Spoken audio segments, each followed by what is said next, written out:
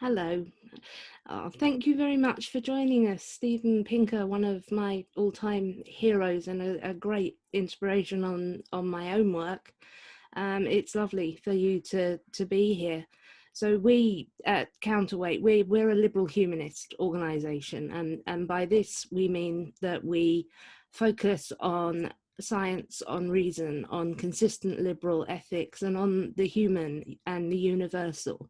We're seeing considerable pushback from this at the moment with the postmodernists and the theorists who came after them, those who believed that modernity, that spirit of enlightenment was a mistake, that it's embarrassingly naive, complacent, possibly even imperialist and racist, to continue to believe that progress can be made using science and reason and consistent liberal principles. You have written so much on this. How would you address these issues? I came to it largely from discovering that progress is a real phenomenon. It's not a question of optimism, of seeing the glass that's half full. It's not Panglossian. It's not wearing rose-colored glasses. It's asking the question, what has been the historical trajectory of poverty, of illiteracy, of violent crime, of war, of disease, of infant mortality? And the answer is they've all gotten better. You just look at the graphs. Now, how did that happen? It didn't happen by magic. There's no force in the universe that carries us ever upward. Quite the contrary, the universe tries to grind us down.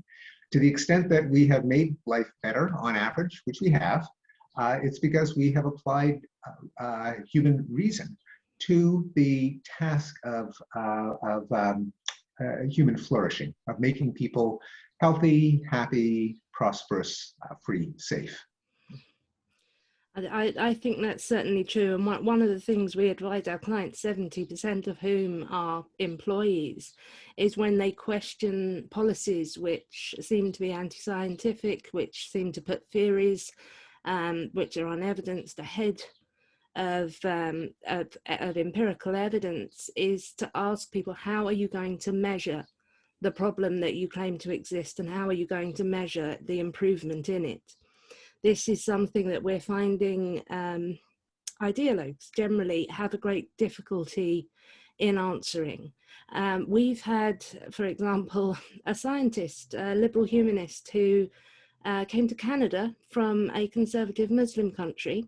He expressed at his interview that he was glad to be in a country where he'd be able to be openly liberal humanist, and he was informed that he couldn't be. And it was so he came to us to try and understand this strange concept of equality and equity and diversity and inclusion that didn't have liberal humanist efforts. Worse, that told a policy of belonging that told him that he didn't belong, and a policy of diversity that says no, everyone has to have the same opinion. Precisely, yes. And he was problematized for considering himself privileged because he came from a wealthy background, and not be oppressed as a African Muslim immigrant. And he was really totally bewildered by this. And I'm not at all surprised. If you're a liberal humanist and you're suddenly coming up against this stuff for the first time, it really is bewildering. But I think the most worrying thing, the people who are coming to us over and over again, are those in humanitarian aid, particularly in global health, and in charities and in the medical sphere. So we are hearing from people who are extremely concerned that large and vitally needed institutions that provide medical aid to the most vulnerable people in the world are having their funds derailed to expensive diversity training, which, when it should be being spent obviously on the intended recipients. A weekend retreat to teach white staff members about their white saviorism rather than malaria vaccinations. This is something that the global health community is getting seriously worried about. I think have you come across this problem in medicine? I wish I could say that I was shocked by what you report. First I've heard of it. I don't work in the medical field, but I do know that public health, even though it is one of humanity's greatest achievements, and a set of institutions that, as they themselves put it, save lives millions at a time, is to be celebrated. But there is a tendency in the club of public health to prioritize activism and politics over its initial mission, which is applied science. That is, saving lives, stopping disease, promoting health. But there is a sociological phenomenon where it does tend to sometimes attract people who have political axes to grind, rather than the original inspiring mission of saving lives and millions at a time. Yes, I think we've seen that paradox a number of times. People who care about social justice can then get derailed into seductive but unevidenced theories of social justice. But people are mostly reporting, they're coming to us for help with addressing this. Some of them feel able to do so openly. Others, we've submitted a report to the UK Parliament, for example, and we've had to anonymise people. It's extremely difficult to complain and point out the problems with any of this and keep your job. What would you say to people who are feeling and who are being intimidated and silenced out of being able to stand up for science and reason?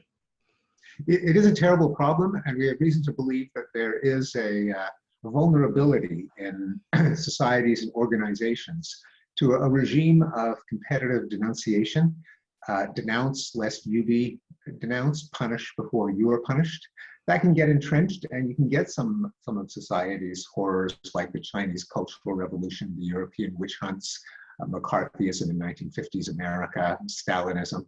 So it is a phenomenon that we don't completely understand, but we know that it can suck organizations into this self-destructive vortex. So it has to be identified and clearly resisted, not by brute force or violence, but by arguments and by countermeasures to fight back against bullying, intimidation, silencing, punishment.